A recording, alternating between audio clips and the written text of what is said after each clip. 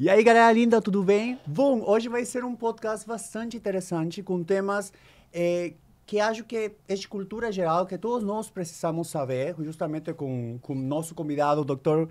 Vinícius Lacerda. Obrigado, Marco. Bem-vindo por estar aqui. Muito obrigado por compartilhar teus conhecimentos conosco e nos tirar das dúvidas e da ignorância, eu acho. Que isso, eu que agradeço o convite. É sempre uma satisfação, uma alegria enorme estar aqui, poder contribuir, né, conversar, trocar figurinha, trocar ideia.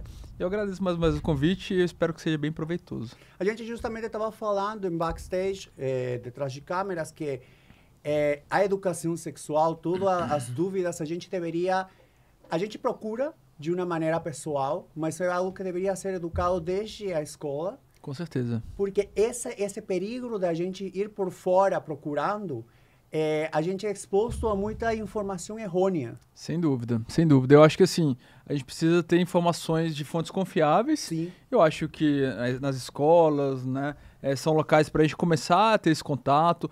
A família é uma fonte de informação também. E hoje a gente tem um acesso à informação muito fácil, que é o celular, a internet. Mas nem toda informação ela é correta, ela tem um embasamento científico, ela não tem um viés, às vezes, conservador, um viés, às vezes, religioso, né? Então a gente tem que ter muito cuidado com as informações e tentar procurar buscar essas informações de fontes seguras e fontes confiáveis. E tem como a gente checar isso também, né? Se o profissional ele é formado, enfim, para poder ter uma informação mais confiável.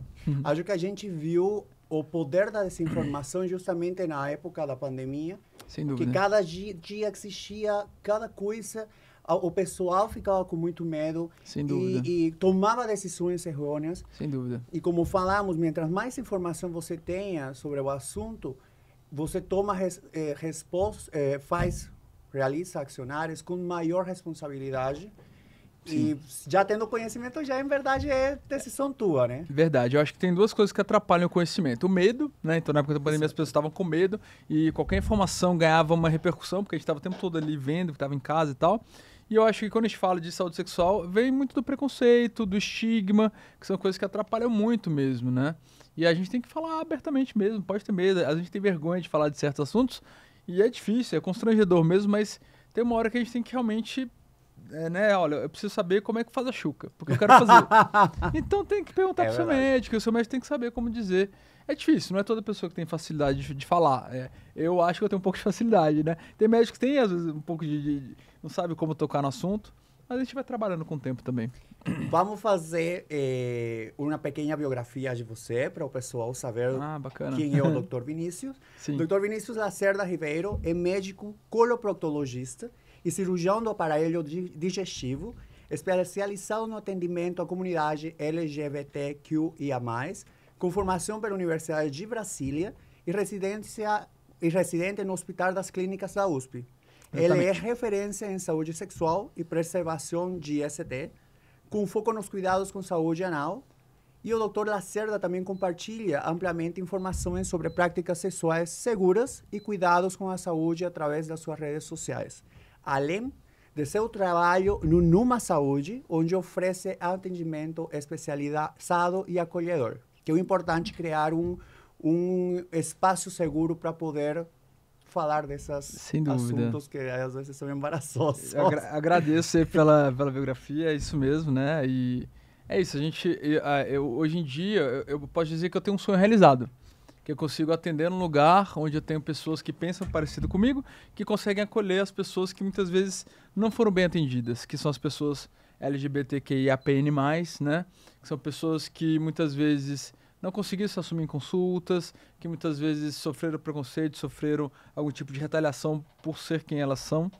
E hoje em dia eu atendo num lugar que, assim, desde a recepção até todos os momentos, todos os profissionais ali de alguma forma, eles, por vivências próprias e muitas vezes, né, convivendo com as pessoas, você vai ser bem acolhido nesse espaço. Então, hoje em dia, eu digo que eu sou uma pessoa realizada por estar num local que era o meu sonho de poder atender essas pessoas.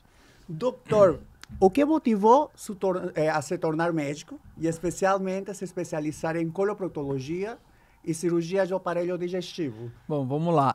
Médico, né, eu acho que modéstia à parte, eu acho que eu era um bom aluno, eu acho que eu era uma pessoa que estudava. Você precisa ser um aluno para ser um bom médico. Então, eu sempre, né, gostava muito dessa área de ciência, de biologia, química e tal. E eu tinha familiar médico também, eu tinha um tio que foi uma inspiração para mim, um tio que era otorrino. Inclusive, assim, ele até... Eu brinco, né? Ele queria muito que eu tivesse feito otorrino laringologia, mas eu não me encantei. Da nariz outra ponta. Outra ponta. Longe. Tá um pouquinho. Mas, assim, ele foi uma inspiração, né? E eu acho que isso acabou me fazendo ser médico. Durante a faculdade, eu me interessei muito pela área de cirurgia, né? Eu gostava muito de trauma, de emergência. Isso me fez querer fazer cirurgia, né? Só que no Brasil, a área de emergência não é uma área muito bem valorizada, Sim. né? Acaba que... né, pronto-socorro, eu trabalho em pronto-socorro ainda, eu sou plantonista lá do Einstein, mas eu, assim, é uma vida muito desgastante, né? Então eu comecei a querer fazer consultório, fazer uma coisa mais, com uma rotina um pouco melhor. Poder voltar a ter vida, porque deve ser uma correria imensa. Exatamente. Aí eu comecei a gostar muito de consultório, onde eu fazia uma medicina sem muita pressão, sem, né, pacientes não tão graves e tal, mas que eu pudesse, né, atender dessa forma.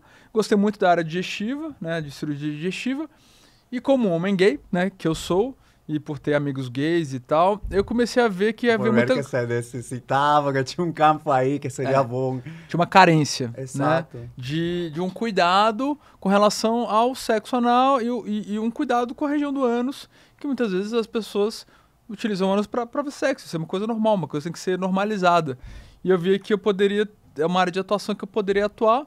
Foi aí que eu comecei a estudar mais sobre o assunto e comecei a falar sobre isso nas redes, mais ou menos em 2017, 2018, que na época não tinham tantas pessoas que falavam, né? Hoje em dia tem bastante, ainda bem, né? Mas ainda com a pandemia, que foi a época de ascensão em tudo que é audiovisual, né? Exatamente. Não audiovisual, em realidade as redes sociais.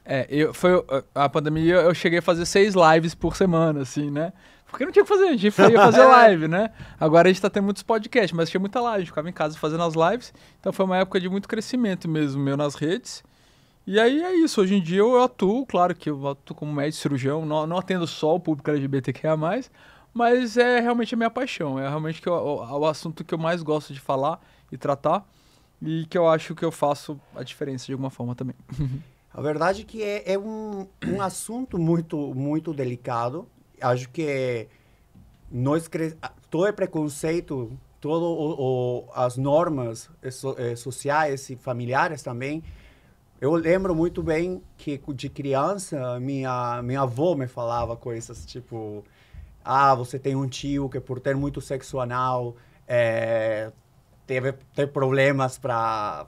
Aí, gente, é um tema tão complicado, sabe? Não assegura para evacuar, por exemplo. Sim, então, havia muitos tabus. Eu, inclusive, tinha muito medo. Para poder falar abertamente do sexo anal, demorou um tempo. Além que na nossa mesma sociedade, falar que você é passivo já é que você é afeminado. Então, há muita quantidade de tabus. Com certeza. Muitas barreiras e muitas informações que às vezes não são procedentes, né? Você fala que toda pessoa que tem relação anal, ela vai ficar incontinente. Isso não é verdade, né? Claro, existem graus de incontinência, existem até poucos estudos sobre isso para você falar realmente. Então, talvez ele tenha ficado incontinente por outros motivos, não necessariamente pelo sexo anal. Ou talvez só, né, por me meter medo. Assim. E outra coisa, Marcos, você vê, por exemplo, parto normal. É um dos maiores fatores de risco para incontinência. A gente vai falar para as mulheres não terem parto normal? Parto vaginal? Não.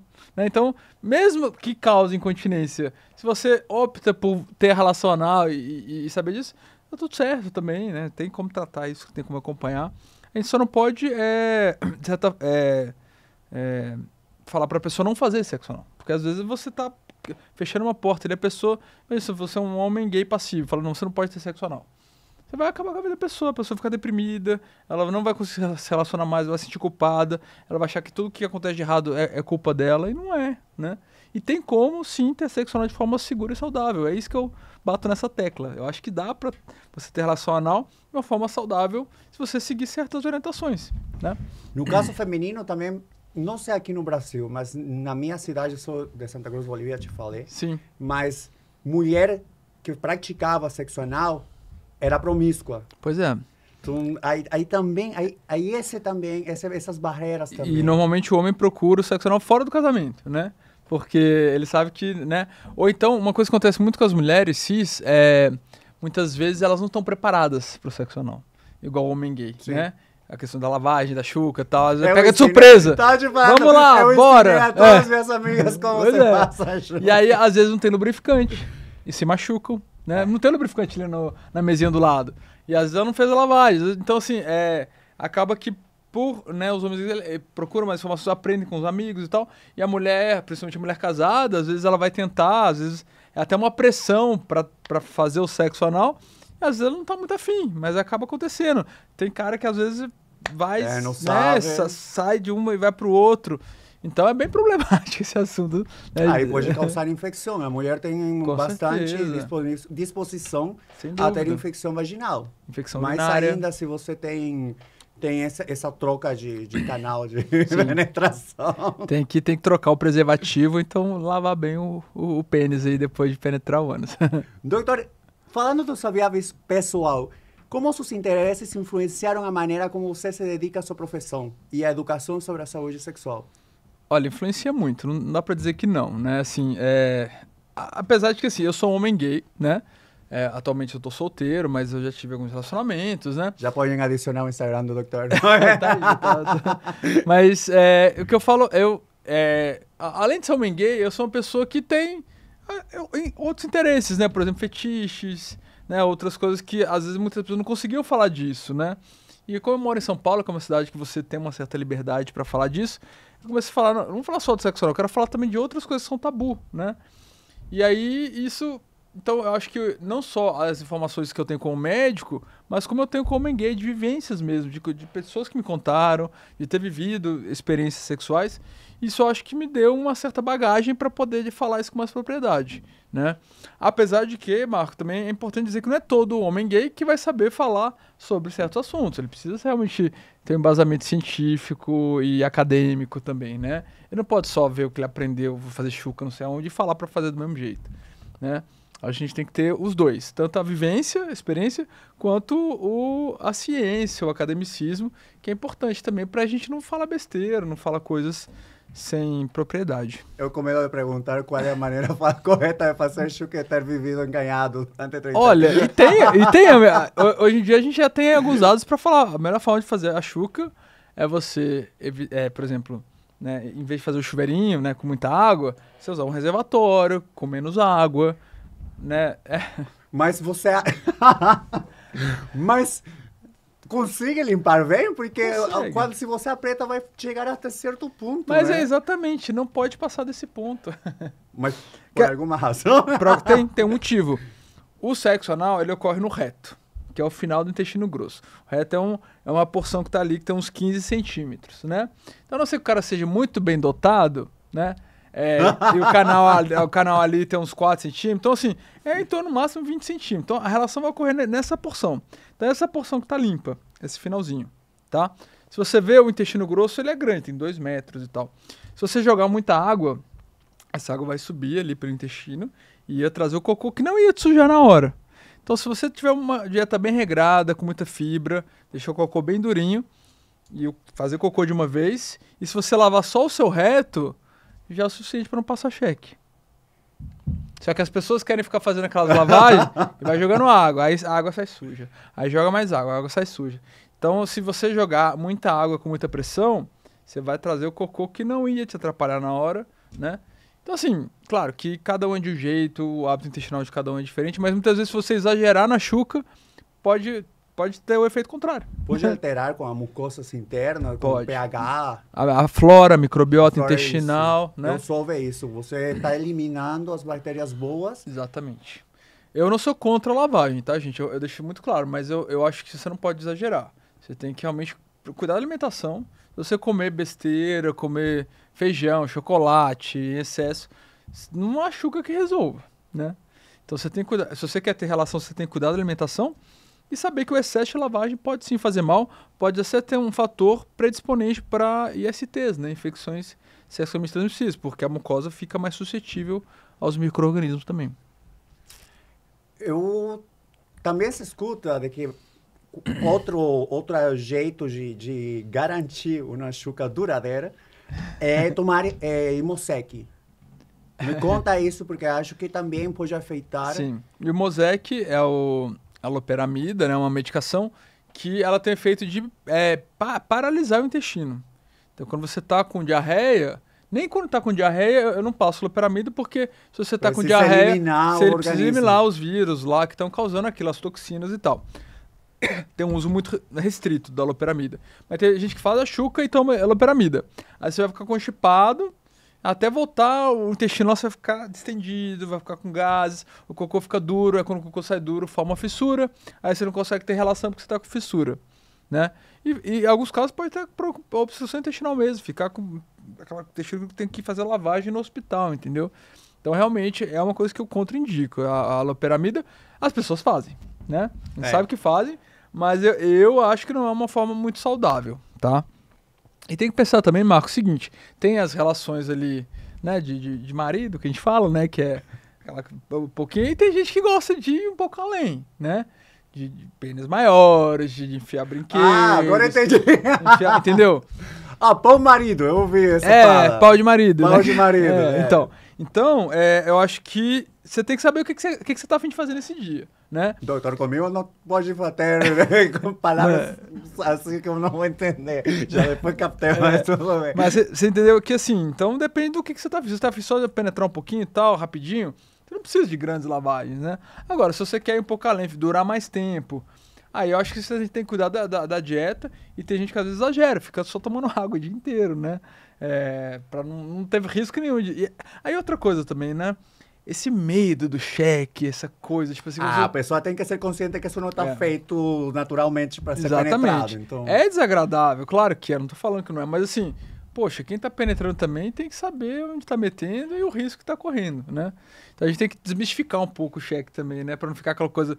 Aconteceu? Para, lava e começa de novo, né? Mas Olha, eu pessoalmente sou da mangueirinha mesmo, porque dá a sensação, não sei se acontece, gente, não pode, tirem as perguntas. Tem uma sensação de que quando você usa, como se chama esse negócio? O enema. O enema. Quando você tem penetração por... Eu não gosto da coisinha rapidinha. Não. Entendeu? Então eu acho que fica uma sensação como se estimule o intestino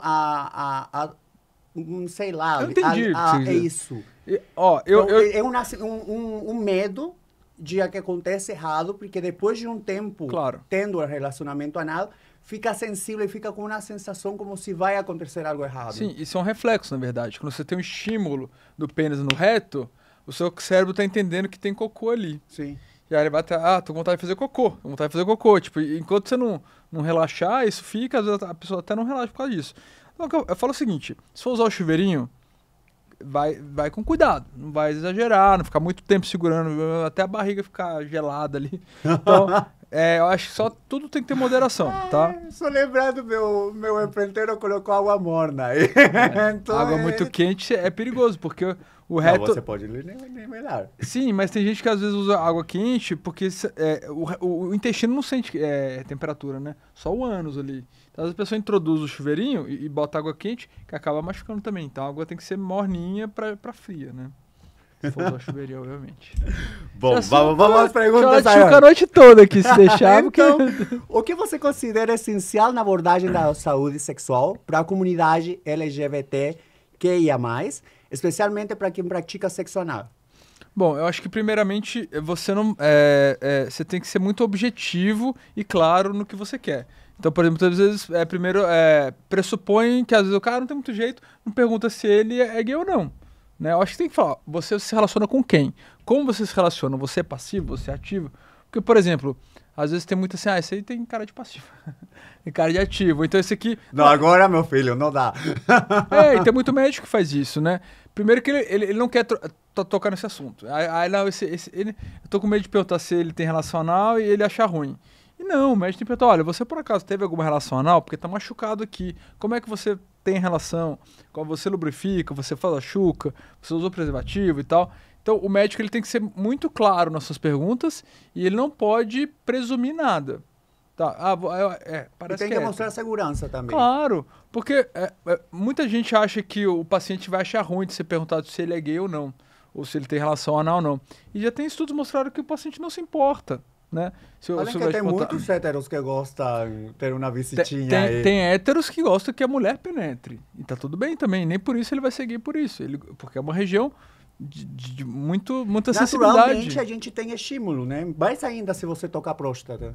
Com certeza, né? E não só, as pessoas que não têm próstata também, as pessoas com vagina, elas têm sensibilidade, né? Então é uma área erógena, uma área que não é todo mundo que gosta, mas muitos podem gostar, e isso não quer dizer sobre a orientação sexual delas, né? Então eu acho que a importância primeiro, não ficar presumindo, tentando adivinhar e tal, ser muito objetivo. E primeiro, eu costumo falar que o certo é despatologizar o sexo anal. O que quer dizer isso? O sexo anal era sempre um fator de risco. Fator de risco para ST, para HIV, para fissura, para incontinência. Sempre viu o sexo anal como, você faz sexo anal vai te fazer mal. E eu acho que tem que ser o contrário. O sexo anal pode ser... Muito bem. Na maioria das pessoas, elas têm sexo anal e têm uma vida normal e não estão se machucando o tempo todo, não estão largas, não estão... Sabe? Tipo... Só que tem certos cuidados, não é uma vagina, né? Então você tem que lubrificar, você tem que ter um treinamento, você tem que ir com calma, você tem que saber a hora de parar, você tem que procurar um procto quando está com alguma doença, né? Não ter medo de falar sobre isso, igual as pessoas com vagina vão no ginecologista, as pessoas vão no urologista. E quem faz sexo anal tem que ir no procto, né? Normalizar isso. Existe maior chance de contágio no sexo anal que o sexo vaginal, não é? Por que causa isso? Quando a gente fala de HIV, principalmente, sim. Porque é o seguinte, a vagina, ela tem um revestimento de várias camadas de célula, né? Então é uma barreira que parece mais com da nossa pele mesmo, né? E tem menos células, que são as células de defesa que o HIV infecta, que são os CD4, que é a célula que o HIV gosta de infectar. A população de CD4 na vagina é menor também. Então, ânus, principalmente o ânus não, mas o reto, ele tem uma camadinha só, ele tem mais vascularização, mais sangue e tem mais células de defesa CD4. Então, o risco de uma infecção por HIV numa relação anal passiva é 10 vezes maior do que numa relação Para a vaginal. quantidade de possibilidade de infecções lá no ânus. Então, precisa mais barreira imunológica. Tô falando principalmente de HIV. Agora, as outras ISTs, sífilis, clamídia, gonorreia... Igual. É praticamente igual, né? Então, a gente fala muito, por exemplo, do sexo entre vulvas, sexo entre mulheres, entre pessoas com vagina. Que não tem risco de ST. Tem sim, claro que tem. Você está compartilhando claro. fluidos. Sim. Então, herpes, HPV, né? Tem médico ginecologista que não colhe Papa Nicolau em mulher lésbica porque não é penetrada por pênis. Isso tá errado. Tem risco de HPV, de outras coisas também, de câncer de colo de útero em mulheres lésbicas também, bissexuais, né? E isso também tem a ver com estigma, com preconceito, com desinformação. Doutor, você é bastante ativo nas redes sociais, compartilhando conteúdo sobre saúde. Qual é a sua motivação para se dedicar à criação de vídeos, artigos e lives sobre esses temas? Olha, motivações. Primeiro, eu ver que eu estou conseguindo atingir informações que eu acredito ser de fontes confiáveis, porque eu estudei e tudo mais, pessoas que muitas vezes não têm acesso a um sistema de saúde, não conseguem, às vezes, pagar uma consulta, não conseguem, né, às vezes, não tiver acesso à educação e tal. Então, a possibilidade de você atingir essa população que muitas vezes, por muito tempo, não teve acesso à informação, eu acho que uma das motivações é o reconhecimento, né, o carinho que as pessoas têm, as pessoas me encontram na rua, me cumprimentam, me chamam para os eventos, me chamam para podcast, né? Então, de certa forma, eu vejo que o que eu estou fazendo está dando resultado. Não só o número de visualizações, o número de seguidores, que eu por muito tempo, preocupei muito com isso.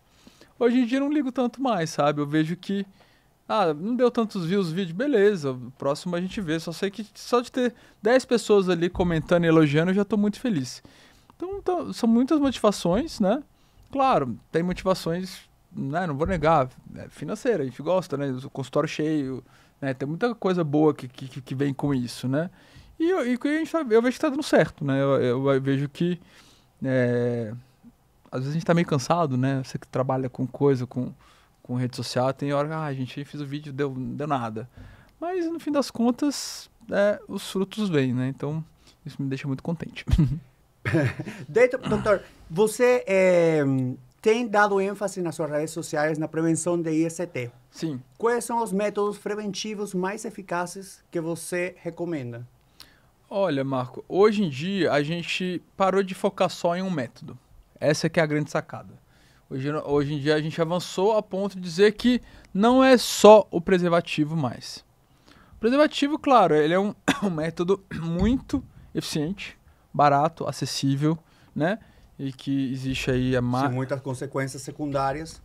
Eu acho que o preservativo é um método que por muito tempo foi aquele, usem camisinha, usem camisinha. E eu acho que usem camisinha. Mas o que a gente percebeu? Que as pessoas não usam camisinha. Né? E o que a gente pode fazer? A gente vai ficar batendo essa tecla, aí as pessoas continuam pegando HIV, outras STs e tal. Então, existem pessoas que se dão bem com o preservativo e existem pessoas que não se dão bem com o preservativo. Como que a gente pode fazer com as pessoas que não se dão bem com o preservativo possam se prevenir? Aí que vai entrar os métodos de prevenção combinada, que é um círculozinho, né, uma mandala ali, que tem, por exemplo, a PrEP, que é uma forma de prevenção ao HIV somente, mas que tem tido resultados muito potentes e expressivos na queda de novos casos de HIV. O porcentagem de efetividade é qual? Mais de 99%. Que chega a ser até superior ao preservativo. Que o preservativo muito pode romper. Importante falar isso, porque ainda temos bastante ignorância sobre isso, né? Sim.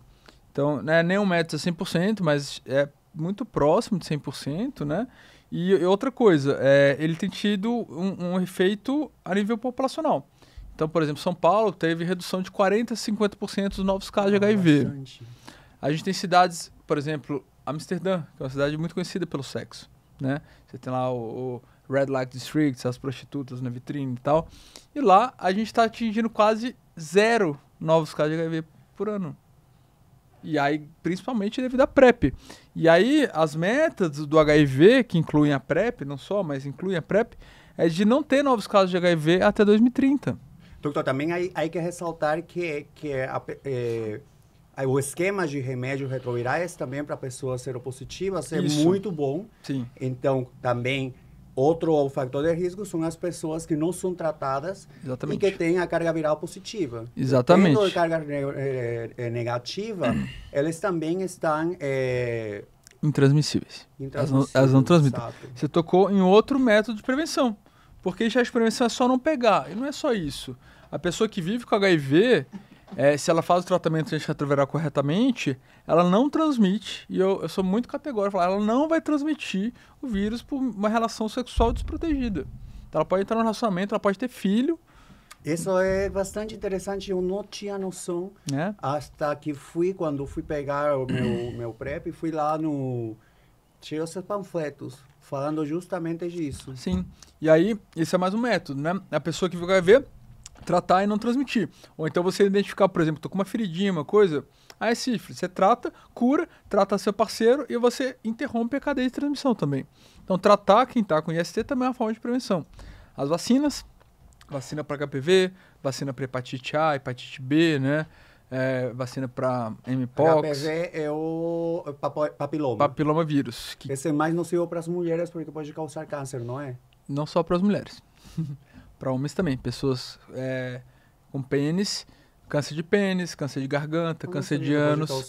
O mesmo HPV. É que o colo de útero é o mais conhecido e realmente as campanhas focam muito na prevenção do câncer de colo de útero. Mas o HPV pode causar câncer de ânus também. Principalmente quem tem relação anal passiva e quem vive com HIV, né? O risco é maior. Então as pessoas que têm relação anal passiva tem que fazer o Papa Nicolau anal, igual faz o Papa Nicolau na região do colo do útero. Viu? A gente tá aprendendo muita coisa. Não tinha noção que a gente precisava fazer isso.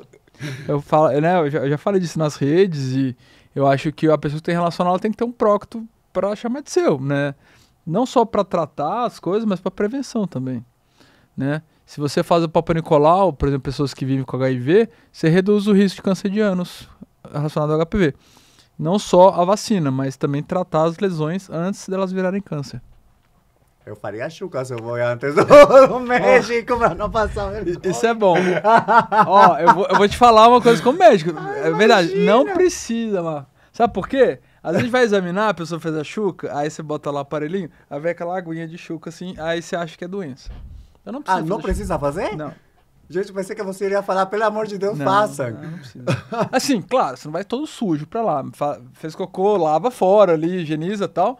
Agora, se você fazer uma colonoscopia, algum exame de preparo, é o médico que vai te orientar. Você precisa fazer um preparo antes. Agora, pra ir na consulta, só não precisa. Nem gosto que faça chuca.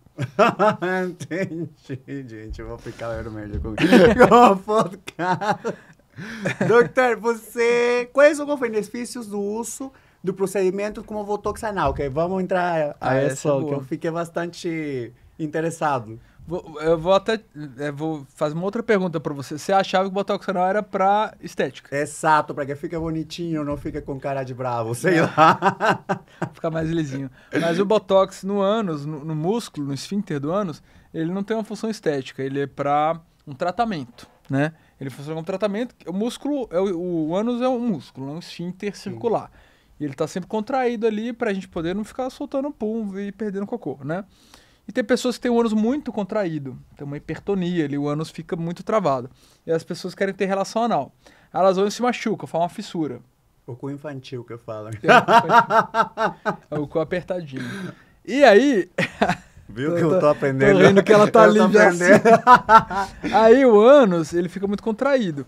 E aí, essas pessoas têm dificuldade de ter relação anal. E quando forma uma fissura, aí que fica contraído mesmo.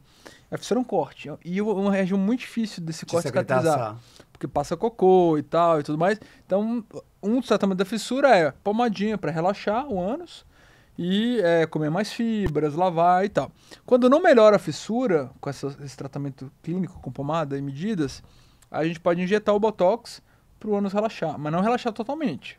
Ele relaxa e passa... Não vai sentir nada. Senão você começa a perder gás. Inclusive, é um dos efeitos colaterais possíveis da aplicação é você ter um escape de gases, principalmente aos esforços, mas que melhora depois que o botox, igual passa no rosto, passa no ânus também. Então, além de tratar a fissura, ajudar a cicatrizar a fissura, pode ajudar pessoas que têm um quadro que a gente chama de anodispareunia. O que é dispareunia? É dor na relação. Dor na relação vaginal e dispareunia.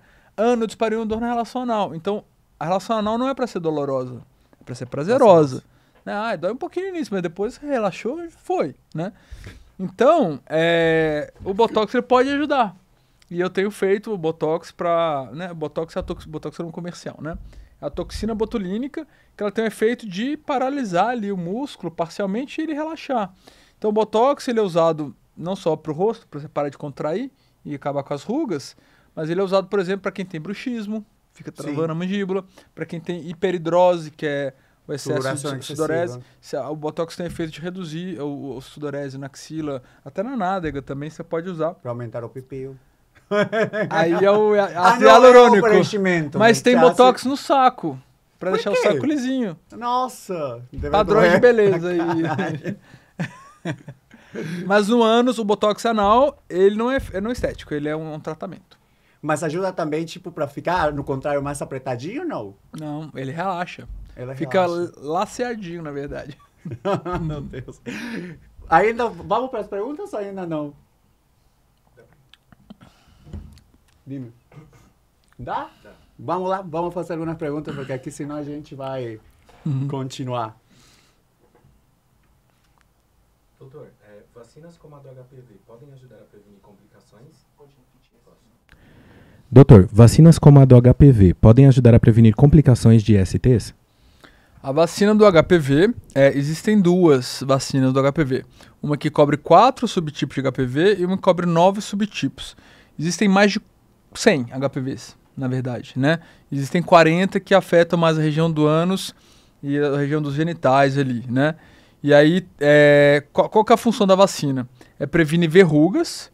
Então, as verrugas são aqueles condilomas, aquela crista de galo, que é uma coisa bem desagradável, né? E o tratamento chato, porque você trata e volta.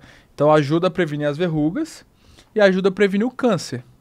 E o câncer, né, é uma das maiores complicações de uma IST, que é o HPV. né? O câncer de colo de útero, que a pessoa às vezes tem que tirar o útero, às vezes tem que fazer amputação de ânus, fazer quimioterapia e radioterapia no ânus. Então, o tratamento de câncer é muito agressivo.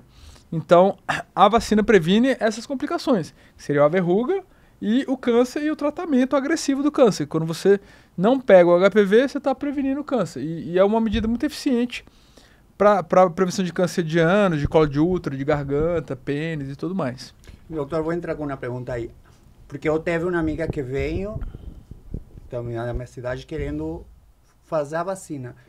Mas o SUS acho que é hasta certa idade que cobre e o valor de maneira particular está por cima dos R$500. Infelizmente, né? Então, existem alguns critérios para vacina no SUS.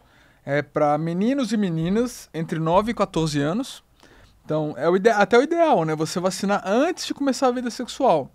Porém, algumas populações que têm maior risco de ter HPV, de ter as complicações do HPV, são pessoas com imunidade baixa e pessoas que vivem com HIV. Não é toda pessoa que vive com HIV tem que ter imunidade baixa, mas mesmo a pessoa com HIV que faz o tratamento, ela tem um risco maior de ter HPV e as suas complicações. E atualmente as pessoas que tomam PrEP também entraram aí até os 45 anos para tomar vacina pelo SUS, vacina que cobre 4 subtipos. No AD9. Aí assim, claro que teve muita polêmica, né, na internet. Por que o PrEP e tal? A gente sabe que as pessoas com PrEP têm estudos mostrando altas taxas de HPV em pessoas que tomam PrEP, em pessoas que vivem com HIV. E assim, por que não as mulheres e tal, né? Teve um pouco dessa discussão. Eu acho que esperamos que em algum momento essa vacina seja para todos até 45 anos. Eu acho que é a meta aí.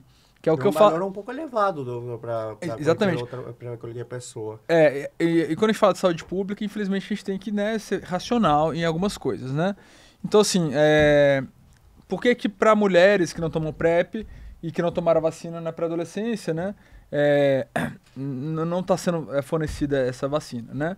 Então, eu acho que a tendência é ir cada vez mais liberando, mas aos poucos, não vai ser de uma vez. Quem tem condição é uma vacina cara, tá? Sim. Mas eu acho que quem tem condição vale a pena, é um investimento. E você tem, no particular, a vacina nonavalente, que cobre 9 subtipos. E ela é R$800 a dose. Em média, são 3 doses. Então, são 3 doses, 2.400. Entendi. Então, quando eu vou falar... por isso que, assim, eu falo disso nas redes. E aí, sempre que tem uma liberação, aproveita. Tem muita gente que tem direito a tomar no SUS e não toma. E não sabe. Não sabe, nem sabia, né? E sobre a injeção, doutor, falam de que se criou, ou não sei se agora já tem, injeção que você coloca, acho que é mensual da PrEP. Tem. Tem dois medicamentos que podem ser usados. A PrEP atualmente é um comprimido. Você pode tomar ele todos os dias ou você toma sob demanda. Vou ter relação até 2 horas antes. Você toma 2 comprimidos, depois complementa um comprimido 24, 48 horas depois. Essa é a PrEP clássica, que é o comprimido ali, né? Enfim, é o mesmo comprimido para essas duas formas. Mas tem uma PrEP bimestral, que ela já foi estudada, já foi aprovada, a Anvisa já aprovou, mas ela não foi liberada no Brasil ainda. Sim. Por quê? Custo. Cara, é mais de R$2.000 a aplicação. Lá nos Estados Unidos já tem, porque os seguros cobrem. Mas aqui no SUS ainda não está tão disponível, só algumas populações que ainda estão participando dos estudos. Mas é uma promessa, né? Uma PrEP a cada 2 meses, principalmente para quem tem efeito colateral do comprimido. A gente tem enjoo e tal. Tinha uma amiga que começou com PrEP e eu acho que ela tinha muito problema no rins. Isso. Não sei se guarda a relação, mas ela estava começando a ter dores no rins, aí teve que parar. Algumas pessoas, a PrEP, quem já tem algum problema no rim, a PrEP pode piorar isso. Então, assim, não é todo mundo que toma PrEP vai ter problema no rim, não é isso, tá? De qualquer forma, é reversível. Se você parar a PrEP, se você tiver um problema... Ela parou e não aconteceu nada. E por isso tem que fazer os exames, tem que acompanhar com a função renal e tomar PrEP também. Fazendo de maneira de vacina, aí diminui o efeito no rins? Diminui. O principal efeito colateral da injeção vou só te corrigir que não é uma vacina, é uma injeção que é um medicamento mesmo, né? Então, porque a gente quer muito uma vacina para HIV, mas aí a vacina é quando você estimula a imunidade para poder... Não é bem assim, realmente é um medicamento que não deixa o vírus, né? Então, é um medicamento injetável.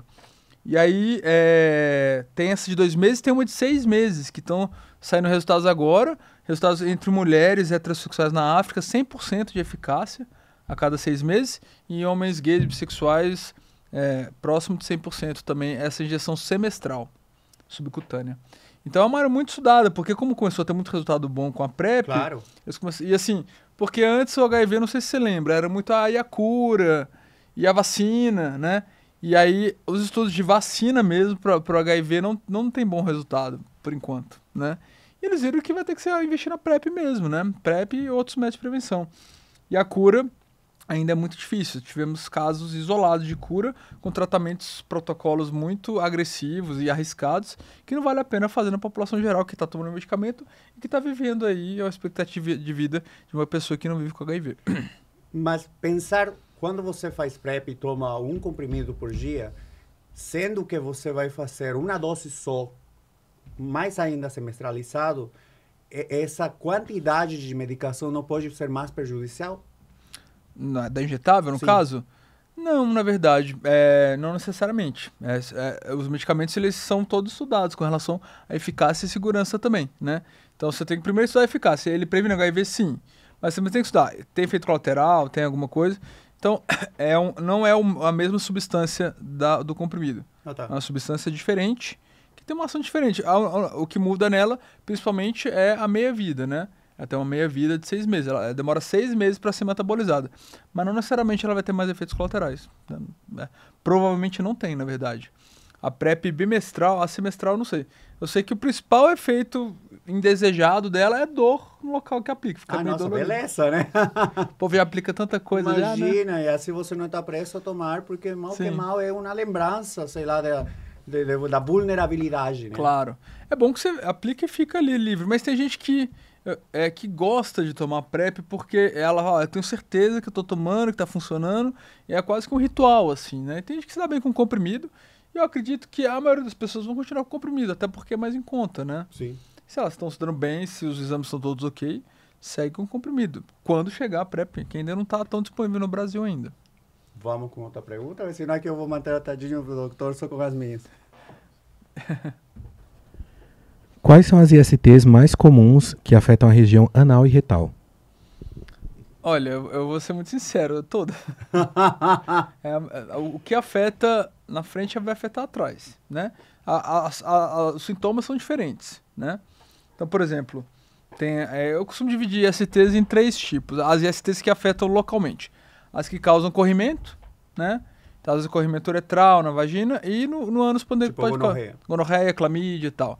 E que normalmente no reto, às vezes não tem corrimento, mas tem um desconforto, às vezes tem um pouquinho de sangramento, às vezes tem aquela sensação que você quer fazer cocô e o cocô não sai, que a gente chama de tenesmo. Esses são sintomas, né, dessas aí. Então, eles causam feridas, né? Então, herpes, sífilis, donovanose, cancro móreo, a própria clamídia pode causar feridas ali na região. Né? Hoje em dia tem a mpox, né, que é a varíola dos macacos, que causa ferida também. E tem as que causam verrugas, condilomas e tal, que é o HPV. E tem aquelas que você pega e dá a doença longe de onde ela pegou. Por exemplo, HIV, que vai ser no seu sistema imune, e as hepatites, que vai ser no fígado, né? Então, todas as STs que afetam, pode afetar no ânus também. E não tem uma que afeta mais, assim. Elas afetam igualmente, né? E tem algumas ISTs que afetam, inclusive, mais no reto do que pelo pênis, como o HIV, igual eu falei, que o risco é bem maior. Vamos outra pergunta? Quais sinais ou sintomas podem indicar a presença de STs na região anal ou no pênis? Essa é boa pergunta. Foi o que eu acabei de falar, né? São os sintomas no ânus, né? Muitas vezes dor anal, que às vezes não tem fissura, não tem hemorroida, pode ser uma ferida, herpes, alguma coisa. Sangue no cocô. Saiu sangue no cocô, pode ser um sinoma de ST, não só de hemorroida, mas também de ST. Corrimento, então secreção, pus, catarro misturado nas fezes. Essa sensação de preenchimento do reto, parecer que quer fazer cocô toda hora e tal, que chama de tenesmo, também pode ser um sintoma de ST. O que mais? Coceira, pode ser prurido, pode ser um sintoma também. Então, o pessoal tem mania, tudo que tem no ânus vai falar que é hemorroida, né? Aí, normalmente, ele chega no consultório, doutor, tô com hemorroida. Sim, o que você tá sentindo? Tá sangrando, parece que eu quero fazer cocô toda hora. E aí teve uma festinha, uns 10 dias atrás, que eu exagerei um pouquinho, tive relação desprotegida. Fala, olha, isso aí não é hemorroida. Quanto tempo para se apresentar esses sintomas na genitália e no ânus? É o mesmo tempo? Normalmente é mais ou menos o mesmo tempo, né? Em torno aí de 3 até... pode chegar até às vezes 2 semanas depois, tá? É uma coisa interessante, Marco, que muitas vezes o pessoal fala assim, eu acho que eu me machuquei na hora da relação. E o machucar normalmente é a fissura, que é o corte, né? Machucou, ele fica um cortezinho, uma laceração. Mas normalmente quando machuca, você sente na hora. Poxa, doeu na hora ali. Mas aí a relação foi ótima, foi incrível, tal, lá. Aí deu 2, 3 dias, começou a machucar, a sangrar. Aí eu falo, não, mas você não machucou na hora, começou a sentir depois. Aí normalmente quando começa a sentir depois, é sintoma de IST. Vamos a outra pergunta? Sim. Quais exames são mais indicados para identificar ISTs? Essa é uma ótima pergunta. Assim. A gente costuma falar das sorologias, são os exames de sangue. Que quem toma PrEP, toda pessoa tem que fazer sorologia, inclusive casados, tem que fazer uma sorologia uma vez por ano, viu, gente? Não confia não, tá? Tem que fazer, é a sua saúde, não tem problema. Não é que você está desconfiando do outro, é recomendável fazer mesmo. Então, os exames de sangue são bons para identificar HIV, sífilis e hepatites, só. E aí, às vezes a pessoa chega para mim assim, doutor, mas os meus exames estão ótimos, eu não estou com IST. Aí eu falo, mas peraí, e você colheu o PCR, né, que é igual o PCR do Covid? Sim. PCR para clamídia no reto? Não. Você tá... Então assim, exame de sangue normal não quer dizer que você não tá com IST. Por exemplo, o HPV é um vírus silencioso. 80% da população sexualmente ativa tem HPV e não sente absolutamente nada. Por isso que essas pessoas... O Marco, ele olha pra mim, tipo... Gente, tô... Então, eu falo o seguinte... Vai me traumatizar aqui. Vai fazer sexo, mas não, peraí, não é isso. Não, imagina, não tô tão traumatizado, não. É que eu falo assim, tem muitas ISTs que não dão sintomas. Então a pessoa tem que ir no médico fazer o Papa Nicolau, mesmo que ela não esteja sentindo nada. O HPV é um vírus silencioso, por isso que ele é perigoso, porque ele tá ali causando alterações que podem causar câncer sem nem estar percebendo. Quando você tem HPV, já pensando nesse 80% que você falou, você pode tomar a vacina para algum... Pode. Tem algum benefício? Tem. Porque qual o subtipo que você pegou? Não sabe, você falou né? que tem várias. Então ela vai proteger... primeiro que eu acho que vai proteger dos subtipos que você não teve contato ainda, para começar. Então, às vezes você pegou um dos 4 ou um dos 9 e vai proteger que você vai continuar transando, gente. A gente, né? Mas eu não vou livrar nunca do HPV. Eu falo, olha, se você continuar transando, não. Porque você vai ter contato, nem o preservativo previne o HPV, né? E outra coisa, isso já foi comprovado, né? Uma observação como especialista. Eu acho que quem toma vacina ajuda a imunidade a controlar o vírus que você já tem. Ela dá um boost, ele dá um estímulo na sua imunidade para controlar o vírus, mas isso ainda não tem muito evidência, mas é uma observação minha de consultório. Às vezes o paciente está tratando verruga, quando faz a vacina, a verruga para de aparecer. Não só queimando, mas... Porque o único jeito de você controlar o HPV não é queimando, é a imunidade sabendo que tem um vírus ali. Porque queimando não acontece nada, vai voltar a aparecer, né? Tem que queimar. Você vai cauterizar a verruga, mas pode aparecer, tá nas correntes sanguíneas, né? E é muito frustrante pro paciente que está tratando verruga, porque você trata, volta. Aí, nossa, não tá adiantando o tratamento. Fala, olha, 1 hora vai parar, eu não sei que horas, mas você tem que confiar em mim, tomar vacina, né? Então a gente vai aprendendo a lidar com esse paciente, porque é frustrante, né? Você quer voltar a ter relação, você tá com aquela verruga ali, é desconfortável. E esteticamente E demora. Sim. Né? Não é um tratamento rápido, você tem que volta daqui 3 semanas, aí nesse período a pessoa não quer ter relação. Então é chato, né? Ter IST é algo chato, mas é uma coisa que a gente precisa também normalizar, né? Da mesma forma que a gente trata uma pneumonia, trata outras doenças, a gente trata DST e a vida segue. O importante é o que você falou, normalizar, porque mientras você mais demore, como qualquer doença, mientras você demore mais em ir a um médico a tratar-se, vai ser mais complicado a cura, né? O tratamento, porque tem muitas que não têm cura, como o herpes, por exemplo. O herpes pode reiteradamente voltar. Sim, e é chato, dói, né? Incomoda, né? E se você fica ali sofrendo, sem ir no médico, sem tomar um medicamento, você vai ficar sofrendo e vai ficar transmitindo, né? Então, muito do tabu em torno das ISTs é o que faz elas se perpetuarem. Porque a pessoa que não procura atendimento, ela continua transmitindo, Continua a pessoa não toma vacina, a pessoa... Né? Então, eu acho que a gente tem que, de certa forma, quebrar esse tabu. Ninguém quer ficar pegando IST, a gente não tô com esse discurso de, não, tudo bem pegar um... Não é isso. Mas quando você identifica logo, se você faz PrEP, os grandes críticos do PrEP, né? Ah, tá tomando PrEP transando sem camisinha. Tem gente que toma PrEP transando sem camisinha, mas tem gente que toma PrEP e continua usando camisinha. E normalmente a pessoa que toma PrEP, ela tá incluída no serviço de saúde e ela tem um acesso mais fácil ao médico, ao profissional. Faz como você faz exame para HIV, você faz exame para tudo. Todos, não todos, né? Não, complicado. Não, mas pelo menos, e ela, se ela tem um sintoma, ela trata e trata o parceiro, trata os parceiros, né? Então, é uma forma da pessoa saudável, uma pessoa que não tem doença, que não tem infecção, estar incluída num serviço de prevenção. Que não é só tomar PrEP, é fazer os testes, fazer os exames também. Temos outra pergunta? Deixa eu me acolher. Tem um outro seguidor que ele manda, na verdade, uma observação.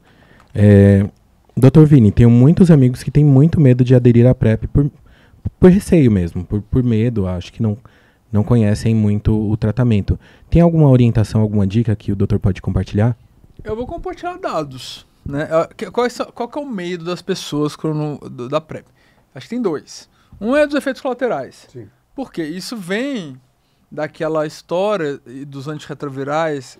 O que a PrEP é? São 2 medicamentos antirretrovirais, que eles viram que tem função preventiva.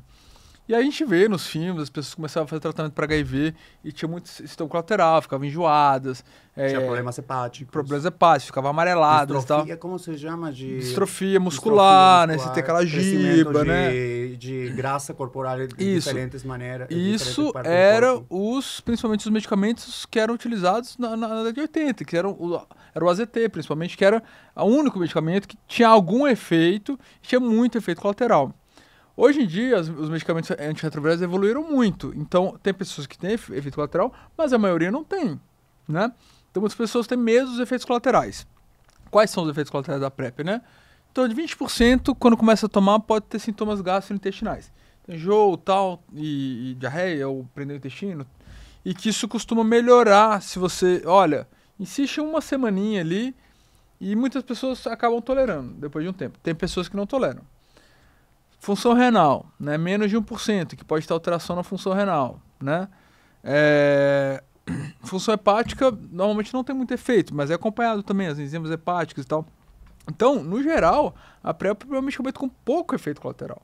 E com bastante benefício. Exatamente, de prevenção. Agora, não é todo mundo que precisa tomar PrEP, né? Assim, se você está num relacionamento fechado, monogâmico... Supostamente é monogâmico, né? Acabou de falar. Mas assim, se você se testa com frequência, você não precisa tomar PrEP, né? Não é todo mundo que tem que tomar PrEP, essa pressão e tal. Mas tem muitas pessoas que às vezes querem, mas não, mas vai fazer mal pro fígado, vai fazer mal pro rim. Olha, tô dando dados, e mesmo esse 1% que pode ter alteração funcional, se isso for identificado, você para a PrEP e a função renal volta ao normal. Então não vai ter nada irreversível, né? Agora, outro medo é o quê? É a pessoa achar, não, vou começar a tomar PrEP e vou começar a me descuidar. Isso eu queria falar, é mais um medo de vou deixar de usar preservativo porque vou fazer PrEP. Só que PrEP só é para HIV, né? Isso se chama compensação do risco, né? E tem pessoas realmente que começam a ter esse comportamento. Isso é uma coisa que é você com você mesmo, né? Então, assim, não é um medicamento que vai fazer você deixar de usar o preservativo, não é a pressão. E outra coisa, por exemplo, você usa o preservativo, acha que tá ali tudo maravilhoso. Aí você tá, né, às vezes você é passivo, aí o cara vai lá, tira o preservativo, na hora. Ou quebra. Quebra, rasga, rompa. Se você tá com PrEP, você não precisa ficar noiado achando que você vai pegar HIV, porque você vai estar protegido. Então, por isso a gente fala que é uma prevenção combinada, né? É isso. Então, você considera que houve um aumento de doenças que não sejam HIV por o uso do PrEP? Eu falo porque o que eu acabei de falar. O pessoal faz PrEP e deixa de se cuidar com preservativo. Então, daria um aumento de gonorreia, sífilis, herpes. Essa é a grande questão, né? A gente tem observado aumento de algumas ST, sim. Sífilis, né? Por exemplo, que é uma doença de notificação compulsória. Isso é só a PrEP? Vamos lá. A gente tem, no Brasil, atualmente, 100 mil pessoas tomando PrEP, pegando a PrEP no SUS, que eu acho que a maior parte pega no SUS mesmo, né? Algumas compram e tal. 100 mil, o Brasil tem 200 milhões de pessoas, né? Será que esse aumento da sífilis é só por causa da PrEP? Eu acho que não. Sim. As pessoas estão transando mais. Aumenta a população. A gente está vivendo uma época de maior liberdade sexual, as pessoas estão conseguindo explorar mais sua sexualidade, as pessoas estão tendo mais acesso ao serviço de saúde e testando sífilis, né? E aí, isso não é só pela PrEP, né? Agora, sim, tem alguns dados mostrando, e interessante, tem alguns estudos que mostram da PrEP que, assim, tem um perfil de pessoa que já era uma pessoa que tinha muitos parceiros, que já tinha relação desprotegida e tal. E as pessoas começam a tomar PrEP para ficar mais segura, tá? O que beleza, pelo menos o HIV ela vai estar protegida. E tem um perfil que, na verdade, não tem esse comportamento mais libertino, mas que é até uma proteção a mais. Então, o que você observou em alguns estudos, né? Inclusive até do Ricardo Vasconcelos, que é o infectologista que é meu sócio lá da Numa. É o doutorado dele. Ele falou que as pessoas que já não se cuidavam, elas vão continuar não se cuidando depois da PrEP. E muitas que se cuidavam, elas querem continuar se cuidando. O que a PrEP dá? Dá essa liberdade e te dá essa possibilidade de você ter um comportamento e se prevenir do HIV, que atualmente é uma doença sem cura, que tem um custo para o Estado, né? Desculpa falar um custo para o Estado, foi até uma fala que o Bolsonaro falou, mas que é muito mais caro você tratar uma pessoa com HIV e as complicações do que você oferecer o PrEP. Sim. É isso que eu quis dizer. Então, os números são muito robustos, né? No sentido assim, foi a medida mais eficiente para prevenir o HIV nos últimos 40 anos, né? Se continuar só no preservativo, a gente ia continuar níveis cada vez maiores, a gente não ia conseguir atingir nossa meta de não ter novos casos de HIV. Então, os haters da PrEP, eu sou um PrEP lover, vamos dizer assim. PrEP lover é ótimo. Né? Porque é isso, a gente tem que realmente pensar nos dados e ser realista, né? Sim, tem pessoas que tomam PrEP e vão ter muitos parceiros, mas provavelmente essa pessoa já ia ter esse comportamento antes e ia acabar pegando HIV. Temos mais? Eu vou unir duas perguntas, porque tem a ver. Quem toma PrEP pode tomar whey e creatina? E tem a outra pergunta que complementa. Quem tem ou teve colite crônica leve, linfoplasmocitária, pode tomar PrEP também? Pontual a pergunta. Com relação ao whey e creatina. Whey é um suplemento proteico, né? Então, essa questão da função renal, o whey não vai sobrecarregar seu rim, tá? Se você tiver uma dieta balanceada, tomar bastante líquido, não vai ser o whey que vai sobrecarregar o rim de uma pessoa saudável. E a PrEP também não. Então, se você toma PrEP, você faz academia e toma whey, tá tudo bem, tá? Desde que você tenha outros hábitos saudáveis para o seu rim. Tomar muito líquido, ter uma alimentação saudável e tudo mais, tá? Creatina. O que é a creatina? É um suplemento que ajuda o músculo a ter mais força, você fazer mais repetições. E a creatina, ela é metabolizada no seu músculo em creatinina, que é um marcador que é utilizado para ver a função renal. Então, se você toma creatina... Vai ter um incremento. Se você toma creatina, não é que creatina vai estragar seu rim, não é isso. Mas você aumenta uma substância que é um marcador para ver a função renal. Então, qual que é a recomendação para quem toma creatina? Parar a creatina uma semana antes de você fazer o exame de função renal. Porque senão a creatinina, que é esse metabólito, vai estar aumentado. Aí vai confundir, vai achar, putz, é a PrEP e tal. E não é, porque você simplesmente não seguiu uma orientação formal de parar a creatina antes de fazer essa dosagem. Mas a creatina não sobrecarrega o rim. A PrEP pode sobrecarregar o rim? Pode, né?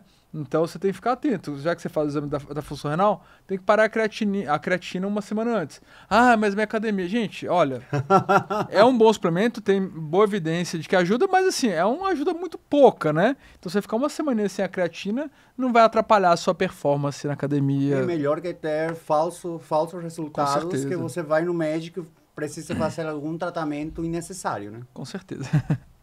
Temos mais? Se não, que eu vou com outra pergunta cá. Tem? Vamos. Desculpa, teve a da colite. Sim. Verdade. Olha, eu não vejo nenhuma relação, tá? De colite, né? Assim, provavelmente é uma colite leve, é um achado de colonoscopia. Tem que ver quais são os sintomas, né? será que ela está tendo diarreia, dor abdominal e tal, ou é só um achado de um exame, né? Mas a PrEP, até onde eu sei, não tem nenhuma influência nessa colite, que é um achado de exame. Doutor, além da PrEP, quais são as outras estratégias que você acredita que são fundamentais para a preservação da saúde sexual contra a IST? Olha, uma das principais que eu acho, e as pessoas não entendem isso, são as testagens. Ah, mas eu já peguei. Então, mas já pegou, você vai tratar, você não vai transmitir, né? Então, primeiro testar.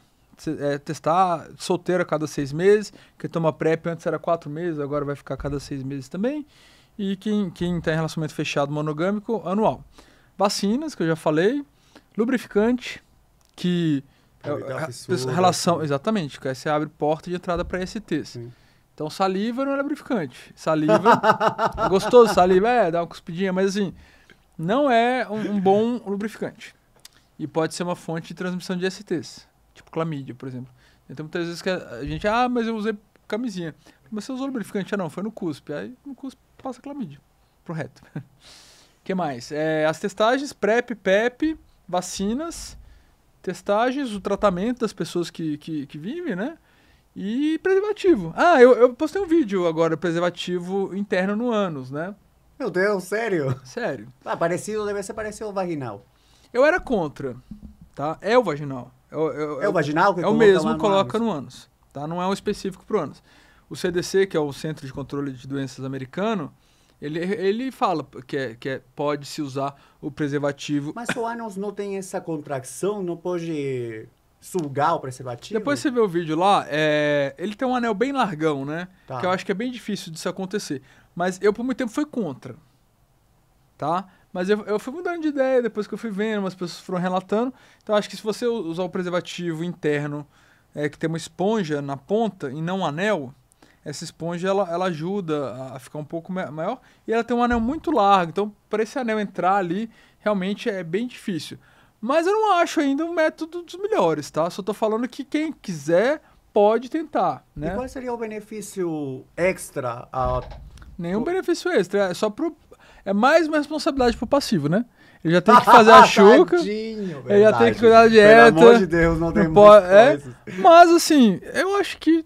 mas às vezes o cara tá cansado, o ativo tá cansado de usar o preservativo externo, ele, né, pode ser uma coisa para mudar um pouco ali, mas tem que ter muito cuidado, né? Assim, principalmente na hora de tirar, para não escorrer o esperma. E eu acho que é melhor o preservativo que tem esponja. Então, sim, preservativo eu acho que ainda é o método mais eficiente para a maioria, né, na maioria dos casos das ISTs. O preservativo externo, principalmente, e o preservativo interno na vagina ou no ânus agora também. Doutor, como você enxerga a importância da... Não, essa não. Essa não, já a gente viu. Beleza. Não, eu queria falar um pouco sobre a Numa. Bacana. No seu trabalho no Numa Saúde, você promove um atendimento especializado. O que torna a Numa um espaço único para a comunidade LGBTQIA+. Olha, o NUMA, para quem não sabe, é o Núcleo de Medicina Afetiva, né? Uma sigla que a gente criou, né? Como veio a ideia do NUMA, né? A gente estava na pandemia e aí um amigo meu, que é o Ricardo Vasconcelos, que já era um cara que era expert em STs, infectologista. É um cara que sempre falou disso nas redes, tinha uma coluna no UOL e tal. E a gente era amigos, conhecia do HC. E cada um atendia num canto. Todo mundo já falava nas redes sobre esse assunto, saúde LGBTQIA+. Eu tinha até uma coluna, que na época era na Carta Capital, depois foi para o Diário Bairro, e depois essa coluna, no momento, a gente não está publicando mais. Mas tinha já um grupinho que estava nessa coluna. E aí o Rico chamou nós da coluna, chamou até o Vinícius Borges, que é o Doutor Maravilha na época, mas na época ele não foi com a gente nesse projeto. E aí a gente falou, cara, a gente está fazendo um trabalho separado, Sim, vamos nos unir, né? E aí a gente escolheu especialidades diferentes, né? São 2 infectologistas, o Rico, o PP, tem psiquiatra, urologista, ginecologista, agora a gente tem neuro, eu que sou cirurgião digestivo coloprocto, endócrino, para poder fazer a hormonização das pessoas trans, né? Então, não só ISTs, né? A gente foca muito nas ISTs, a gente fala muito de IST hoje, que é um assunto que as pessoas se interessam muito, mas tem a questão hormonal das pessoas trans, a questão das cirurgias, né, de modificação corporal. E a questão de saúde mental, né? Sim, Psiquiatra, muito importante. psicólogo. Então, a gente queria fazer um atendimento multiprofissional, não só de médicos, nós temos também enfermeiro, tem psicólogo, nutricionista, né? E com uma atenção especial ao público LGBTQIA+. É um lugar que ele vai ter a certeza de ser bem acolhido. E de poder falar mais abertamente também. Sim. E aí, claro, a maioria de nós lá somos LGBT também, né? Isso, de certa forma, influencia, mas não é exclusivo.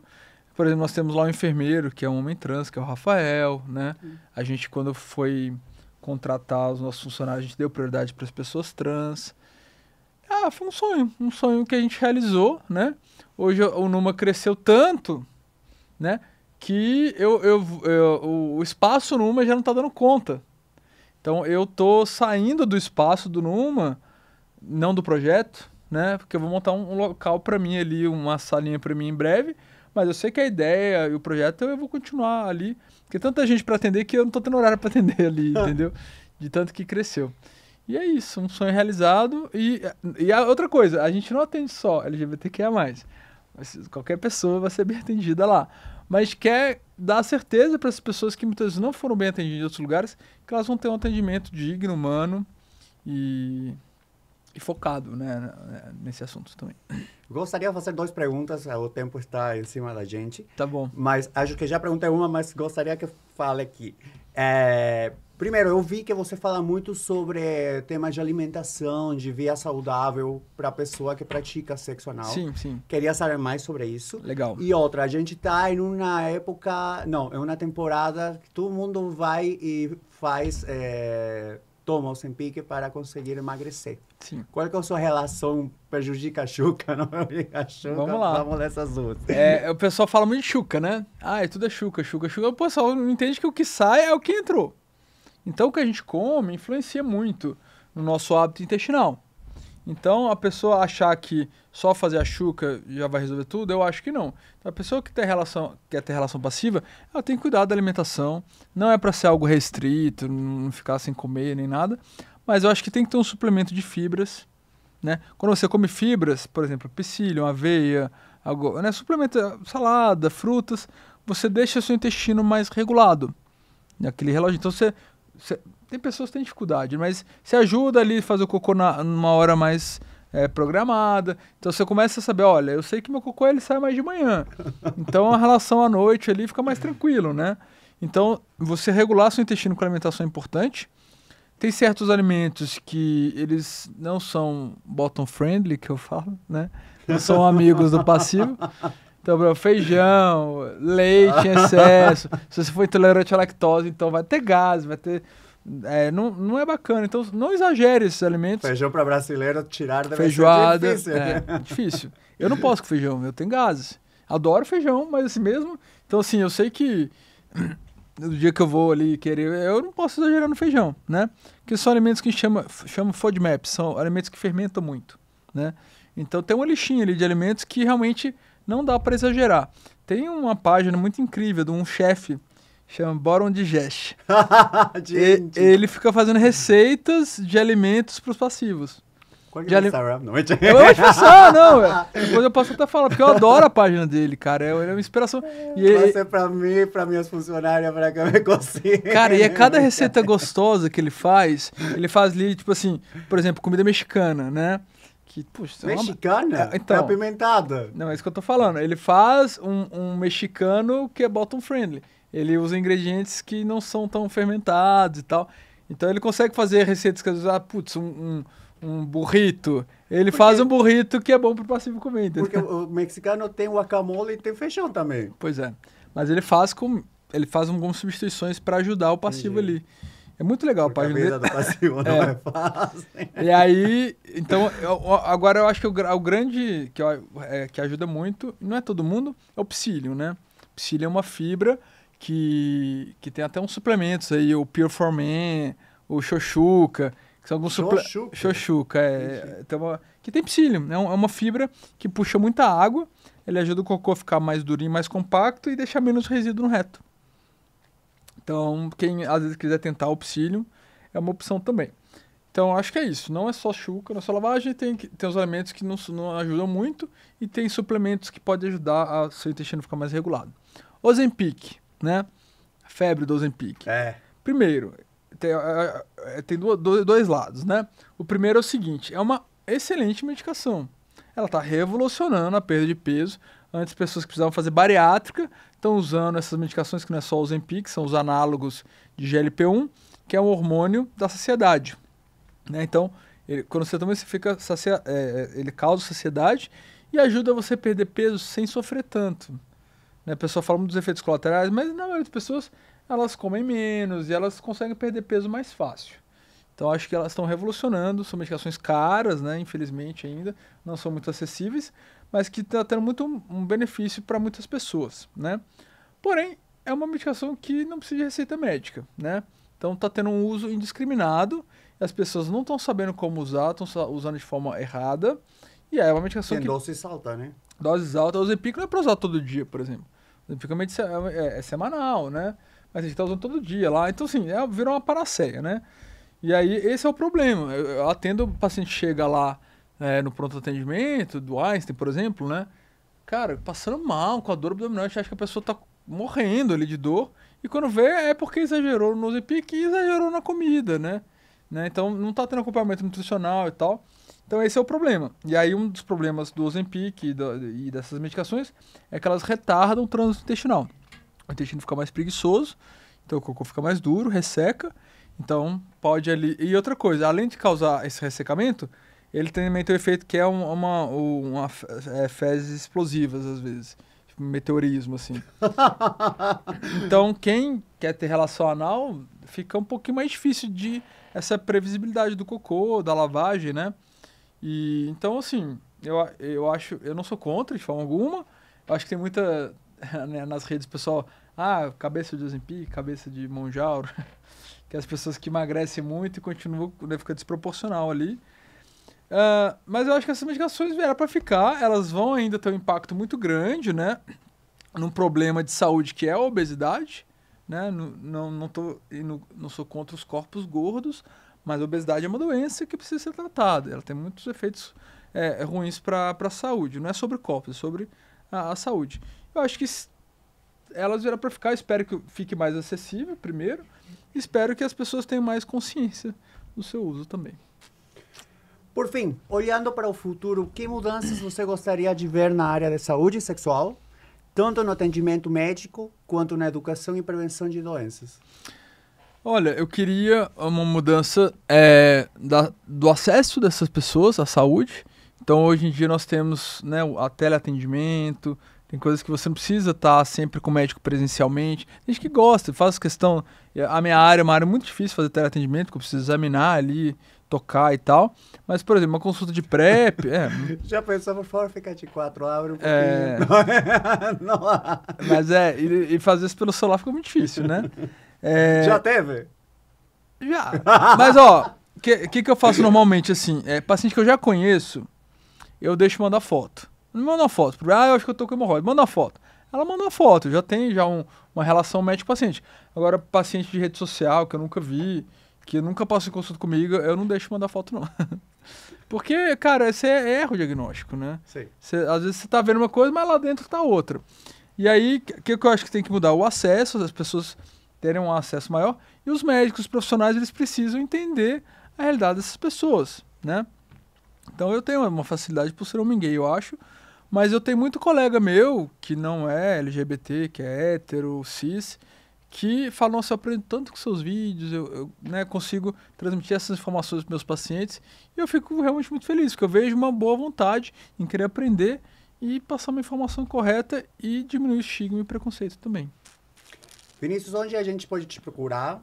Onde, além do Albert Einstein que você falou? Olha, nas redes sociais, Twitter, Instagram, TikTok, que eu uso menos, né? É @drvinilacerda, tá? Direct, mensagens e tal. Marcação de consulta também, né? Esse canal tem os telefones ali. E eu acho que é isso. Eu sou uma pessoa ativa nas redes e costumo responder a todos ali as mensagens, faço caixinha de perguntas e tal. Se me encontrar na rua, pode me parar também. Tem gente que foi comigo antes de falar, pode falar. É isso. Obrigado, doutor, Querido, por ter muito vindo obrigado. cá e falar com a gente. Foi muito, Obrigado. muito educacional e esclarecedor. Fico feliz, de verdade. Acaba até me empolgando, assim. A gente ficaria das 20 perguntas, Que fizemos poucos. É, Com certeza tem pessoal querendo perguntar, mas que bom que você dá essa possibilidade e acessibilidade a falar contigo. Então, Obrigado, parabéns querido. pelo lindo trabalho.